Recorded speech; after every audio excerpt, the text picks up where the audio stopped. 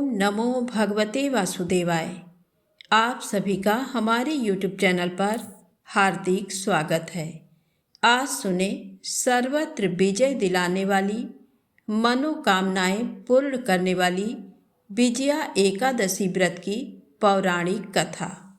धर्मराज युधिष्ठिर बोले, हे जनार्दन, फाल्गुन मास के कृष्ण पक्ष की एकादशी का क्या नाम है तथा उसकी विधि क्या है?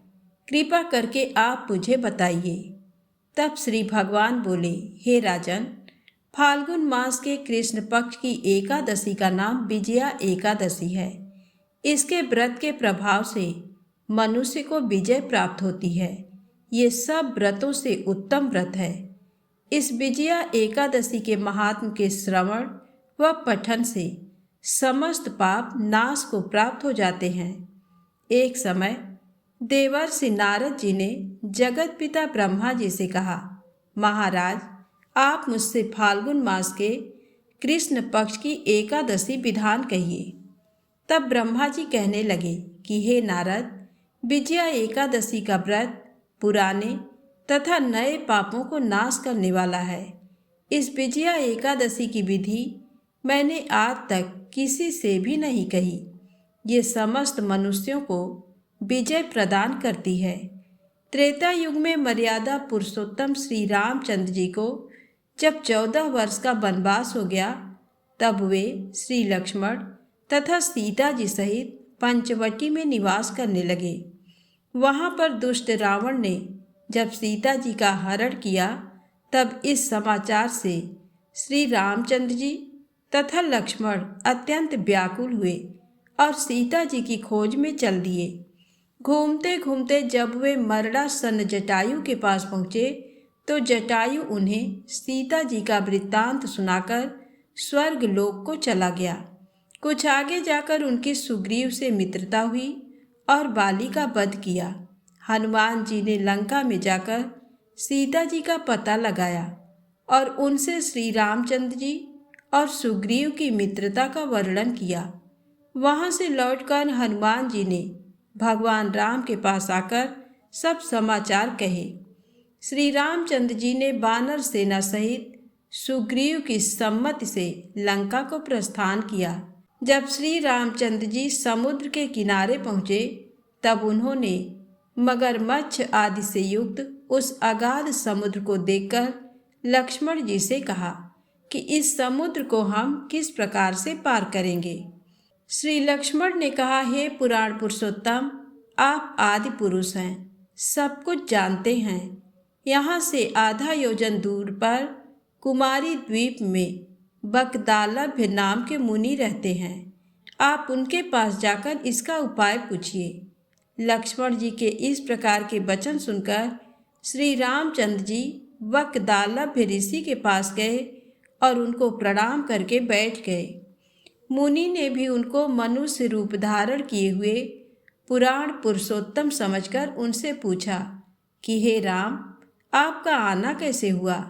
रामचंद्र जी कहने लगे कि हे ऋषि, मैं अपनी सेना सहित यहाँ आया हूँ और राक्षसों को जीतने के लिए लंका जा रहा हूँ। आप कृपा करके समुद्र पार करने का कोई उपाय बतलाइए। मैं इसी कारण आपके पास आया हूँ। बकदालभ्य ऋषि बोले कि हे राम, फाल्गुन मास के कृष्ण पक्ष की एकादशी का उत्तम व्रत करने से निश्चय ही आपकी विजय होगी। साथ ही आप समुद्र भी अवश्य पार कर लेंगे। इस व्रत की विधि ये है कि दशमी के दिन स्वर्ण, चांदी, तांबा या मिट्टी का एक घड़ा बनाएं। उस घड़े को जल से भरकर तथा 5 पल्लव रख वेदिका पर स्थापित करें। उस घड़े के नीचे सतनजा और ऊपर जौ रखें। उस पर श्री नारायण भगवान की स्वर्ण की मूर्ति स्थापित करें। एकादशी के दिन स्नान आदि से निवृत्त होकर धूप, दीप, नैवेद्य, नारियल आदि से भगवान की पूजा करें। तत्पश्चात घड़े के सामने बैठकर दिन व्यतीत करें और रात्रि को भी उसी प्रकार बैठे रहकर जागरण करें। द्वादशी के दिन नित्य नियम से निवृत्त होकर उस घड़े को ब्राह्मण को दे दें। हे राम, यदि तुम भी इस व्रत को सेनापतियों सहित करोगे तो तुम्हारी विजय अवश्य होगी। श्री रामचंद्र जी ने ऋषि के कथनानुसार इस व्रत को किया और इसके प्रभाव से दैत्यों पर विजय पाई। अतः हे राजन, जो कोई मनुष्य विधि पूर्वक इस व्रत को करेगा, दोनों लोकों में उसकी अवश्य विजय होगी। श्री ब्रह्मा जी ने नारद जी से कहा था कि हे पुत्र, जो कोई इस व्रत के महात्म को पढ़ता या सुनता है, उसको वाजपेय यज्ञ का फल प्राप्त होता है। तो प्रेम से बोलें, लक्ष्मी नारायण भगवान की जय हो।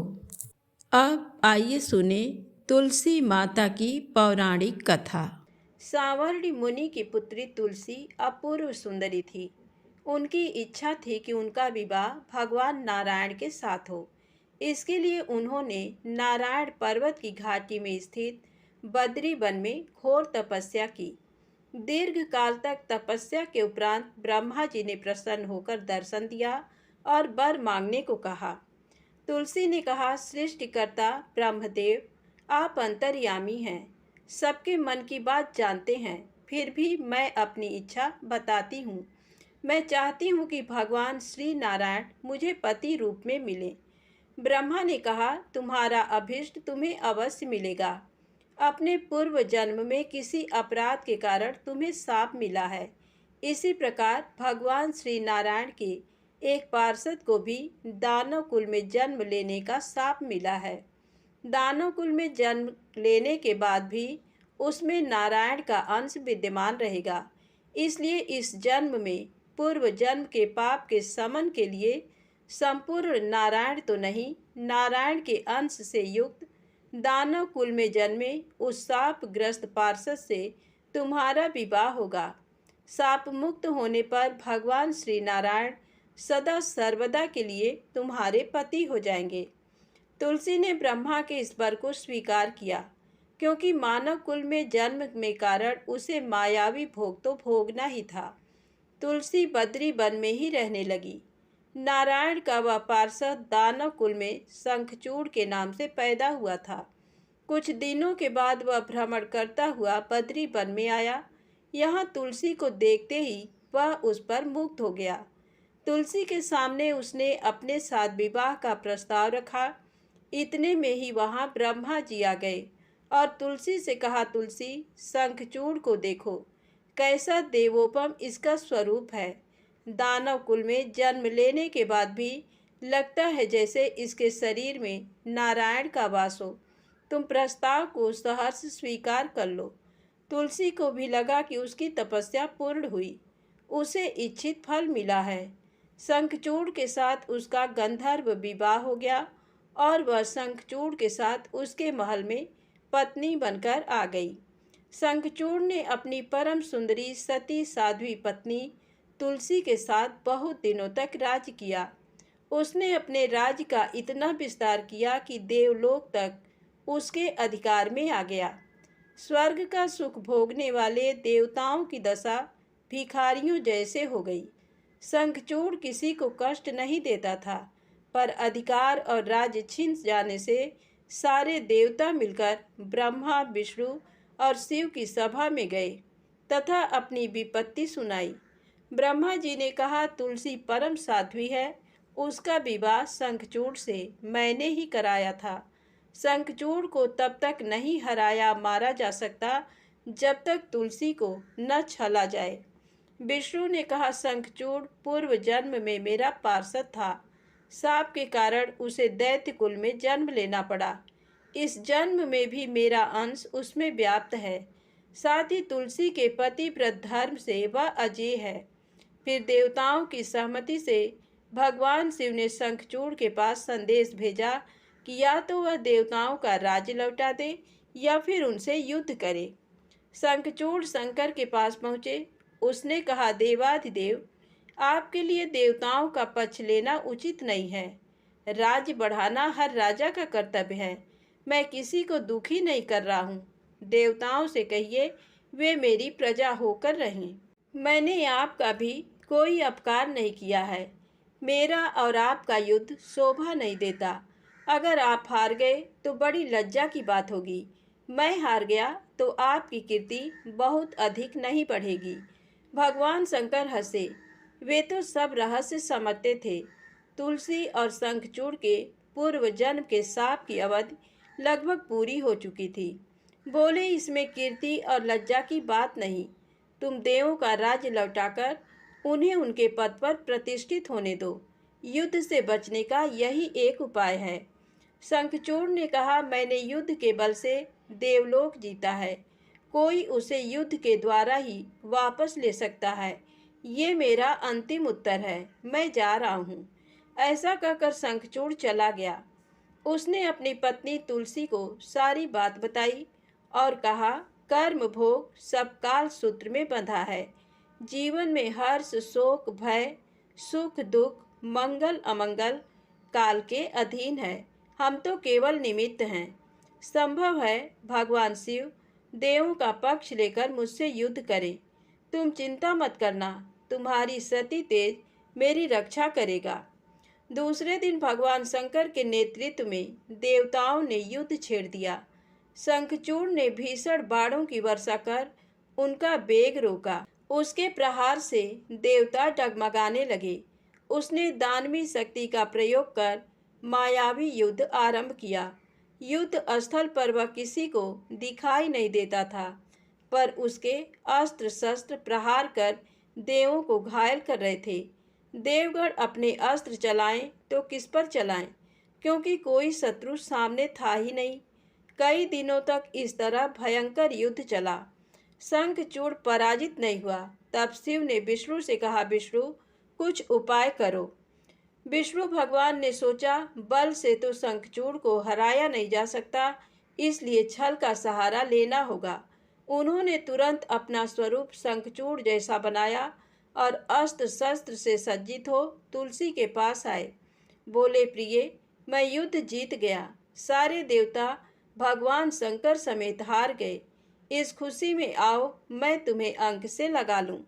पति को प्रत्यक्ष खड़ा देख तथा विजय का समाचार सुन वह दौड़कर मायावी शंखचूड़ के गले से लिपट गई। इस प्रकार पति पत्नी दोनों ने आलिंगन हो खूब खुशी मनाई। पर पुरुष के साथ इस प्रकार के व्यवहार से उसका सती तेज नष्ट हो गया। उसका सती तेज जो शंखचूड़ की कवच के रूप में रक्षा कर रहा था, वह कवच नष्ट हो गया। शंखचूड़ शक्तिहीन हो गया। ये जानते ही भगवान शंकर ने अपने त्रिशूल से प्रहार किया। त्रिशूल के लगते ही शंखचूड़ जलकर भस्म हो गया। शंखचूड़ के मरने को जानकर विष्णु अपने असली स्वरूप में आ गए। सामने अपने पति शंखचूड़ के स्थान पर भगवान विष्णु को खड़ा देख तुलसी बहुत विस्मित हुई।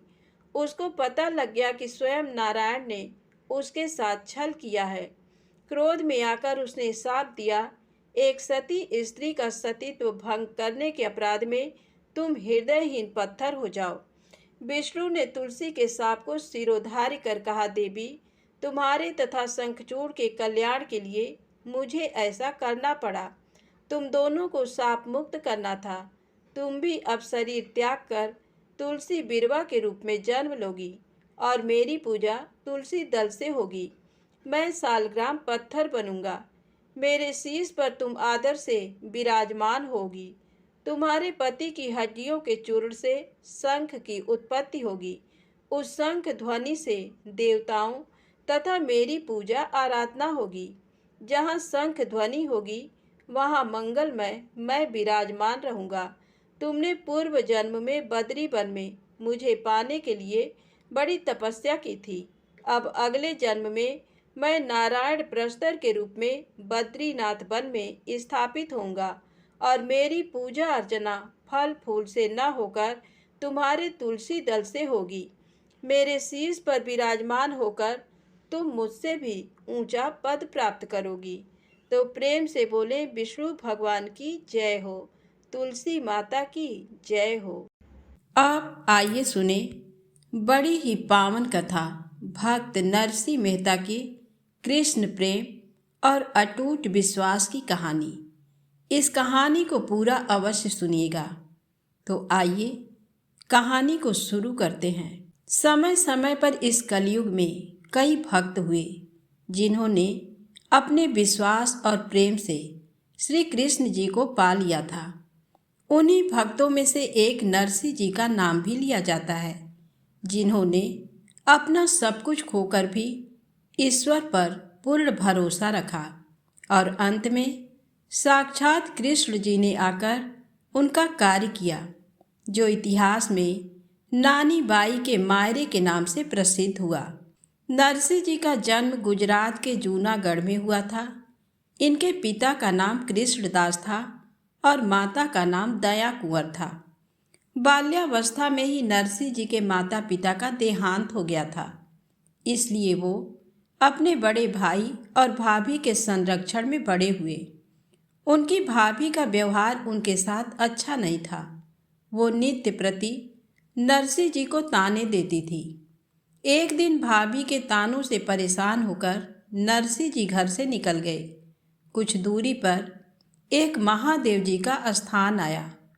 उन्होंने वहाँ 3 दिन बिना कुछ खाए महादेव जी को याद किया और उनकी शरण में पड़े रहे। तब स्वयं महादेव जी प्रकट हुए और नरसिंह जी को दर्शन दिए। नरसिंह जी ने केवल विष्णु जी के दर्शन करने की चाह प्रकट की। भोलेनाथ बहुत प्रसन्न हुए और वो नरसिंह जी को अपने साथ बैकुंठ ले गए, जहाँ उन्होंने विष्णु जी के दर्शन किए।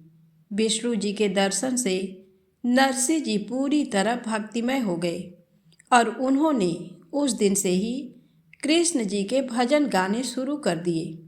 वो बैकुंठ से वापस आकर अपनी भाभी से मिले और उनके चरण स्पर्श करके उन्हें धन्यवाद दिया और कहा कि आप ही के कारण आज मुझे शिव और विष्णु दोनों के दर्शन प्राप्त हुए। उस दिन से ही नरसिंह जी अपने कृष्ण जी के भजन गाते हुए अपना जीवन चलाने लगे। श्री कृष्ण जी की असीम कृपा से नरसिंह जी को आगे से आगे रास्ते मिले और एक दिन उनके पास अपार धन और वैभव भी हो गया। उनकी शादी भी हो गई और उनके 2 बच्चे हुए। लड़के का नाम सदानंद और लड़की का नाम नानी बाई था। समय की गति के साथ नानी बाई बड़ी हुई और नरसिंह जी ने उनका विवाह अनजान नगर के किसी सेठ के यहाँ कर दिया। कुछ समय बाद उनकी पत्नी का भी देहांत हो गया।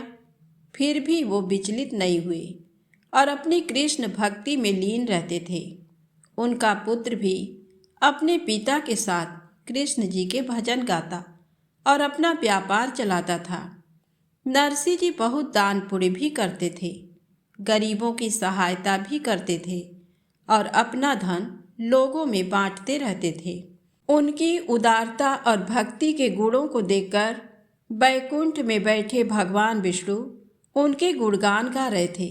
लेकिन तभी रुक्मिणी जी ने नरसिंह भक्त पर शंका प्रकट करी और भगवान विष्णु को कहा कि इतने गुण एक साथ एक भक्त में कभी नहीं हो सकते। असल में रुक्मिणी जी नरसिंह की भक्ति की परीक्षा लेना चाह रहे थे। भगवान विष्णु को भी अपने भक्त को सच्चा सिद्ध करना था, इसलिए वो तुरंत धरती पर एक भिखारी का वेश करके आए और नरसिंह जी के घर पर गए, जहाँ नरसिंह जी लोगों को वस्त्र और धन बांट रहे थे। भिखारी के वेश में गए भगवान ने कहा कि मैं बहुत दुखी हूँ। तब नरसिंह जी ने कहा कि भाई, ईश्वर का नाम ले, तेरे सब दुख वो दीनानाथ जरूर दूर करेंगे और जो कुछ भी तुझे चाहिए मुझसे मांग ले, मैं अवश्य तुझे दूंगा। इस पर भिखारी बने भगवान ने कहा कि तू अपने दान का प्रदर्शन कर रहा है और तेरे पास धन है, इसलिए धन के बल पर ईश्वर भक्ति की राह बता रहा है। भिखारी ने फिर कहा कि मेरे जैसा बनकर फिर भक्ति की बातें सुना तो जानूंगा कि तेरी भक्ति सच्ची है, वरना धन के बल पर तो कोई भी सलाह दे सकता है। जैसे ही भिखारी बने भगवान ने ये बात कही कि नरसिंह जी के हृदय पर ऐसा घाव हुआ और उसी क्षण उन्होंने अपना सर्वस्व दान देने का संकल्प ले लिया। यहाँ से शुरू होती है नरसिंह जी की भक्ति की असली परीक्षा। भक्ति करना कठिन है, लेकिन उससे बड़ा कठिन है भक्ति को निभाना, जो बिना कड़ी परीक्षा दिए कभी नहीं निभ सकती। भक्ति जब परीक्षा रूपी आग में तपकर बाहर आती है, तभी वो संसार में अपनी एक पहचान बनाती है, और यही ईश्वर अपने भक्त से चाहता है। इसी कारण वह अपने भक्त को संसार में एक उदाहरण बनाने के लिए परीक्षा रूपी रचना करता है, और यहीं से शुरू होती है विश्वास की सच्चाई। नरसिंह जी ने अपना सब कुछ दान कर दिया और अपने तान तंबूरे लेकर अपने पुत्र के साथ जंगल की ओर निकल पड़े। कुछ समय बाद पुत्र की भी अकाल से मृत्यु हो गई। इतने पर भी उनका हौसला नहीं टूटा, क्योंकि वो इन सब मोह माया को अपनी भक्ति में बाधा मानते थे, जो स्वतः ही छूटती जा रही थी। अब तो नरसिंह जी अकेले ही अपनी धुन में कृष्ण भजन करते और आगे बढ़ते रहते थे। उनकी कृष्ण भक्ति से कई साधु संत भी उनके साथ आ गए, और वो एक जगह जंगल में कुटिया बनाकर रहने लगे। उनके रोज का एक ही क्रम था, भगवान को जगाना, उन्हें भोग लगाना और उनको अपने भजनों से रिझाना। उनके भजन में इतनी मधुर रसधारा निकलती थी कि दूर दूर से साधु लोग सुनने आ जाते थे। इस तरह उनके भजन में इतना समर्पण और प्रेम था कि जब भी वो भजन गाते थे, हमेशा मूर्ति से फूल गिरते थे। लेकिन उनकी भक्ति और ईश्वर के प्रति प्रेम को देखकर कई पाखंडी संत उनसे ईर्ष्या करने लगे और उन्हें नीचा दिखाने का प्रयास करने लगे। एक दिन आधी रात को नरसिंह जी के दरवाजे पर एक औरत सहायता लेने आई और नरसिंह जी को कहने लगी कि मेरा पति बहुत बीमार है और मुझे रुपयों की ज़रूरत है। नरसिंह मेहता के पास कुछ भी नहीं था, फिर भी शरण में आए हुए की सहायता करना वो अपना धर्म समझते थे। इसलिए उन्होंने उस औरत से कहा कि अभी तो तुम घर जाओ और अपने पति की सेवा करो, कल तक मैं तुम्हारे लिए रुपयों का प्रबंध करता हूँ। नरसिंह जी अगले दिन सुबह साहूकार के पास गए और रुपए मांगे। इस पर साहूकार ने कहा कि रुपए तो मैं दे दूंगा, पर इसके बदले कोई चीज़ आपको गिरवी रखनी पड़ेगी। नरसिंह जी ने कहा कि मेरे पास तो गिरवी रखने जैसी कोई चीज़ नहीं है। तब साहूकार ने नरसिंह जी से कहा कि अपनी राग केदार को गिरवी रखकर तुम मुझसे रुपए ले जा सकते हो, यानी जब तक तुम रुपए वापस न दो तब तक तुम इस राग को गा नहीं सकते। राग केदार नरसिंह जी की वो राग थी जिसको गाकर वो अपनी भक्ति रसधारा में डूबे रहते थे। उनके हर भजन में राग केदार के स्वर थे, जो राग श्री कृष्ण की सबसे प्रिय राग थी। एक तरफ उस औरत को दिया हुआ वचन था, तो दूसरी तरफ उनकी प्राण प्रिय राग थी। फिर भी अपने मन पर पत्थर रखकर इस बात को कागज पर लिखकर दे दिया कि मैं जब तक साहूकार जी के पैसे नहीं लौटा दूं, तब तक मैं राग केदार नहीं गाऊंगा। नरसिंह जी रुपए लेकर अपनी कुटिया में गए और पूरे दिन उस औरत का इंतजार करते रहे, और रात होते ही वो अपने प्रभु के चरणों में शीश रखकर सो गए। तभी अचानक वो औरत आई। नरसिंह जी कहने लगे कि लो बहन, मैंने तुम्हारे लिए रुपयों का प्रबंध कर लिया है। वो औरत जोर जोर से हंसने लगी और नरसिंह जी के पास आकर उसे अपनी वासना रूपी मोह जाल में बांधने लगी। नरसिंह जी ने उससे कहा कि वासना तो नर्क का द्वार है, तुम ऐसा विचार करके क्यों अपना जन्म खराब करना चाहती हो, और तुमने इस प्रकार मेरे साथ छल क्यों किया। वो औरत बोली कि मैं तुम्हारी प्रभु भक्ति को खत्म करना चाहती हूँ। इस पर नरसिंह जी ने फिर उस औरत को समझाया कि प्रभु भक्ति को समाप्त करना किसी के हाथ में नहीं है, इसलिए तुम भी श्री कृष्ण की शरण में जाओ और ये वासना का विचार मन से निकाल दो। वो दीनानाथ तुम्हें अवश्य क्षमा कर देगा। जब बार बार नरसिंह जी ने उसके प्रेम प्रस्ताव को अस्वीकार किया, तो उस औरत ने दूसरी चाल चली और तुरंत उसने अपने हाथ से ही अपने कपड़े फाड़ दिए और जोर जोर से चिल्लाने लगी। जब आसपास के लोग इकट्ठे हुए तो उस औरत ने नरसिंह जी के चरित्र पर उंगली उठाई। नरसिंह जी कुछ समझ नहीं पाए कि उनके साथ क्या हो रहा है। वो चुपचाप खड़े ईश्वर की लीला को देख रहे थे।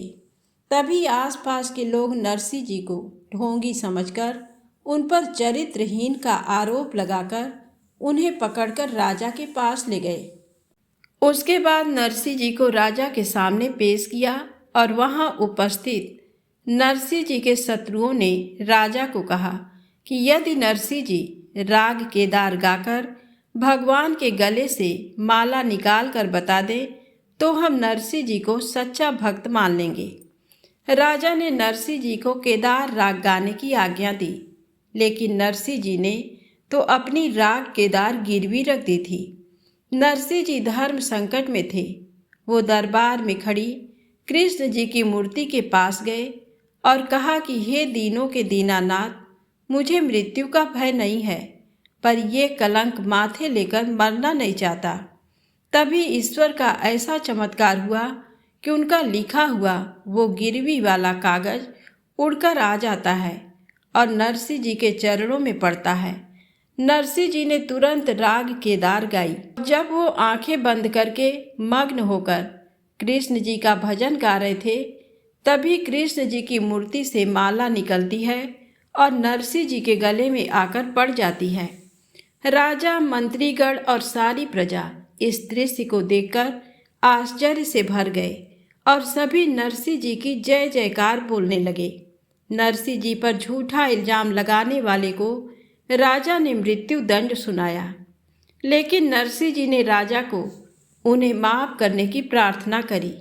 वो सभी विरोधी लोग नरसिंह जी के पांव में पड़कर माफी मांगने लगे। भक्त की यही विशेषता है कि वो अपना बुरा चाहने वाले का भी कभी बुरा नहीं चाहता। इसी तरह भगवान के भजन करते करते कई वर्ष बीत चुके थे। उधर नानी बाई की पुत्री बड़ी हो चुकी थी तो उसके विवाह की तैयारियां होने लगी। नानी बाई के ससुराल वाले शुरू से ही नरसिंह जी के संत होने पर बहुत नाराज थे और नानी बाई को बहुत परेशान किया करते थे और इसीलिए उसको इतने वर्ष तक अपने पिता से मिलने भी नहीं दिया। अब नानी बाई की लड़की की शादी तय हो गई तो नानी बाई के ससुराल वालों को ये चिंता होने लगी कि नानी बाई का मायरा कौन भरेगा। मायरा बरसों से चली आ रही एक ऐसी परंपरा है जिसमें अपनी संतान की शादी पर भाई द्वारा बहन को और बहन के ससुराल वालों को गहने, कपड़े इत्यादि उपहार दिए जाते हैं। नानी बाई के ससुराल वाले उनको ताने देने लगे कि तेरा बाप तो खुद मांग मांग कर पेट भरता है तो तेरा मायरा कैसे भरेगा। नानी बाई के भाई की मृत्यु के बाद नानी बाई का अपने पिता के सिवा मायके में कोई दूसरा नहीं था। नानी बाई के ससुराल वालों ने नानी बाई के पिता को नीचा दिखाने के लिए एक मायरे की भारी लिस्ट बनाकर नरसिंह जी के पास भेजी। उस लिस्ट में इतना सामान लिख दिया था जितना आज तक न किसी ने लिखा और न कोई भविष्य में लिख पाएगा। सामान की लिस्ट देखिए। पीपल के पत्तों की गिनती के बराबर सोने की असरफियाँ, 10 सोने की ईंटें, सास ससुर के लिए 100 जड़ी के वेश, ननद के लिए 9 लखा हार, देवर के लिए बहुत सारा धन, जेठ जेठानी के लिए कपड़ों के थान, पूरे गांव के लिए कपड़े और असरफियाँ। इस तरह और भी बहुत सारी चीज़ें मायरे की लिस्ट में लिखकर लिस्ट नरसिंह जी तक पहुंचा दी। उधर जैसे ही नरसिंह जी को लिस्ट मिलती है, नरसिंह जी एक प्यारी सी मुस्कान के साथ वो लिस्ट ले जाकर श्री कृष्ण जी के चरणों में रख देते हैं और नानी बाई के ससुराल ये खबर भेज देते हैं कि नरसिंह मायरा भरने अवश्य आएगा। इतनी बड़ी चेतावनी सुनकर भी वो तनिक भी विचलित नहीं हुए और अपने कृष्ण के भरोसे नानी बाई के सासरे में आश्वासन भेज दिया जबकि नरसिंह जी के पास कुछ भी नहीं था। विश्वास की इतनी मजबूती किसी बिरले को ही आ सकती है, जिस पर उस दीनानाथ की कृपा हो। फिर क्या था। उधर नानी बाई के ससुराल वाले ये सुनकर अचंभित हो गए कि जिसके पास कुछ भी नहीं है वो मायरा कैसे भरेगा। वो नानी बाई को तंग करने लगे कि अपने बाप को कह दे कि मायरा भर सके तो ही यहाँ आना, वरना कहीं नाक डुबाकर मर जाना। अपने ससुराल वालों के तीखे व्यंग नानी बाई को सहन नहीं हो रहे थे, लेकिन कुछ कह नहीं पा रही थी। उधर नरसिंह जी अपने कृष्ण जी के भरोसे अपनी टूटी बैलगाड़ी लेकर साधु संतों के साथ नानी बाई के ससुराल अनजान नगरी की ओर निकल पड़े। रास्ते में घना जंगल आया और टूटे फूटे रास्ते थे। एक जगह आकर उनकी बैलगाड़ी का एक पहिया टूट गया और सभी संत समेत नरसिंह जी नीचे आ गिरे। फिर भी उनका धैर्य नहीं टूटा और अपने प्रभु के भजन गाने लगे, उन्हें मदद के लिए पुकारने लगे। इस प्रकार उनकी इस करुण पुकार को सुनकर एक सुधार का बेश बनाकर भगवान आए और उनकी गाड़ी को ठीक कर दिया। फिर स्वयं एक राहगीर बनकर उनकी गाड़ी में बैठ गए और फिर एक जगह उतर गए। कुछ ही दिनों में नरसिंह जी अनजान नगरी पहुंच गए। नानी बाई के ससुराल वालों तक नरसिंह जी के आने की खबर पहुंची। नरसिंह जी को गरीब मानकर नानी बाई के ससुराल वालों ने नरसिंह जी को एक टूटे फूटे खंडहर में ठहराया और खाने के लिए बासी खिचड़ी भेजी गई। नरसिंह जी ने उसी खिचड़ी का ठाकुर जी को भोग लगाया कि उसी समय खिचड़ी की जगह पकवान बन गए और सब संतों ने पेट भरकर खाना खाया और रात को उसी टूटे खंडहर में रात बिताई। अगले दिन सुबह नानी बाई अपने पिता से मिलने उसी खंडहर में आई। नानी बाई इतने वर्षों बाद अपने पिता से मिली, फिर भी अपने पिता के गले भी न लगी और अत्यंत दुखी मन से पिता से बोली कि हे पिताजी, आपने जन्म देते ही मुझे मार क्यों नहीं दिया? अगर मैं उस समय मर जाती तो आज ये दिन नहीं देखना पड़ता। एक तरफ ससुराल वालों के ताने और ऊपर से आप भी मेरी हंसी उड़ाने यहाँ चले आए। अगर आप मायरा नहीं भर सकते हो तो आप यहाँ आए ही क्यों? अपनी पुत्री के कटाक्ष वचन सुनकर भी नरसिंह जी शांत भाव से खड़े रहे और अपनी पुत्री को समझाया कि नानी, तू इतनी दुखी क्यों होती है? थोड़ा धीरज रख। निंदा और उपहास तो हमें जीवन के मार्ग दिखाते हैं, इनसे घबराना नहीं चाहिए। तू चिंता मत कर, मेरो सांवरिया आएगा और थारो मायरो भरेगा। कितना मार्मिक ये दृश्य रहा होगा, जहाँ एक और पुत्री न चाहते हुए भी अपने पिता पर कटाक्ष कस रही थी, तो दूसरी तरफ एक धैर्यवान पिता अपनी पुत्री को ऐसे कठिन दौर में भी ज्ञान दे रहा था। नानी बाई अपने पिता से आशीर्वाद लेकर वापस अपने घर चली जाती है। नरसिंह जी अब अपने भगवान कृष्ण जी के सामने रोकर उन्हें पुकारने लगते हैं कि हे नाथ, हे दीन दयाल, हे कृष्ण मुरारी, अब तो आकर आस बंधा जा और नानी बाई को चूंदड़ी उड़ाने आ जा। नानी बाई के सासरे में लाज रख ले और मुझे कुछ नहीं चाहिए। जिस समय नरसिंह जी इस तरह अपने कृष्ण के आगे दीनहीन बनकर बैठे हुए थे, ये दिन नानी बाई के मायरा भरने से केवल एक दिन पहले की बात है। अब तो नरसिंह जी को चिंता सताने लगी कि अगले दिन ही मायरा भरना है और अभी तक उनके सांवरिये की तरफ से कोई समाचार नहीं आया है। फिर भी अपने विश्वास से विचलित नहीं हुए और अपने संत साथी से यही कह रहे थे कि मेरा सांवरा आएगा और मायरा भरेगा। लेकिन अब तो उनके संत साथी भी उनकी भक्ति पर शक करने लगे और नरसिंह जी से कहने लगे कि अगर तुम्हारे सांवरिया को आना होता तो अब तक आ चुका होता। उन्होंने फिर एक कटाक्ष नरसिंह जी पर किया कि या तो नरसी की भक्ति सच्ची नहीं है या वो कृष्ण सच्चा नहीं है। ये बात सुनी कि नरसी जैसे घायल पक्षी की तरह छटपटाने लगे, क्योंकि कोई भी भक्त अपने भगवान के लिए नहीं सुन सकता। वो दुखी होकर अपना तंबूरा लेकर सुनसान जगह पर चले गए और एकांत में जाकर अपने कृष्ण को पुकारने लगे और उन्हें उलाहना देने लगे कि हे मेरे सांवरिया, तू सबके लिए आया और मेरे लिए इतनी देर क्यों लगा दी। इधर नरसी जी बार बार अपने भगवान से शिकायत कर रहे थे और उधर बैकुंठ में बैठे भगवान मायरा भरने के लिए उतावले हो रहे थे, पर समय से पहले वो आ नहीं सकते थे। ये उनकी मर्यादा है। जब भगवान नानी बाई के मायरे में जाने के लिए तैयार बैठे थे, तभी रुक्मिणी जी बोली कि हे नाथ, मैं भी आपके साथ नानी बाई के मायरे में जाऊंगी। इस पर भगवान बोले कि प्रिय रुक्मिणी जी, आपको हमारे साथ एक साधारण भाभी बनकर आना पड़ेगा और वहाँ नानी बाई के सासरे वालों की बातें भी सुननी पड़ेगी। अगर आप ये सोचकर आएंगी कि आप त्रिलोकीनाथ की पत्नी हैं, तो वहाँ आपको वो सम्मान नहीं मिल पाएगा। इस तरह आधी रात तक नरसी जी अपने भगवान को तरह तरह से भक्तों की याद दिलाकर बुला रहे थे। तंबूरा बजा बजाकर जब उनके हाथ से खून निकलने लगे तो वो बेसुध होकर एक जगह गिर पड़े।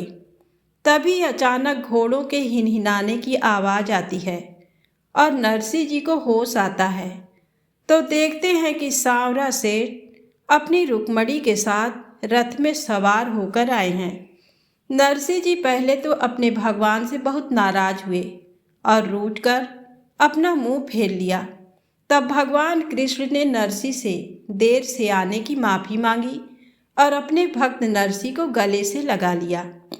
उसके बाद श्री कृष्ण जी अपार संपत्ति, धन, कपड़े, कीमती सामान, जितना भी मायरे की लिस्ट में लिखा था, वो सब लेकर नरसी जी के साथ नानी बाई के घर गए। वहाँ जाकर नानी बाई को चूंदड़ी ओढ़ाई और इतना धन लुटाया कि नानी बाई के सासरे वाले तो जैसे गूंगे ही हो गए और शुद्ध बुद्ध ही खो बैठे। उस नगरी को इतना मालामाल कर दिया कि सभी लोग भक्ति की ऐसी महिमा को देखकर धन्य हो गए। चारों तरफ भक्त और भगवान की जय जयकार गूंजने लगी। नानी बाई की सभी सखियां गीत गाने लगीं।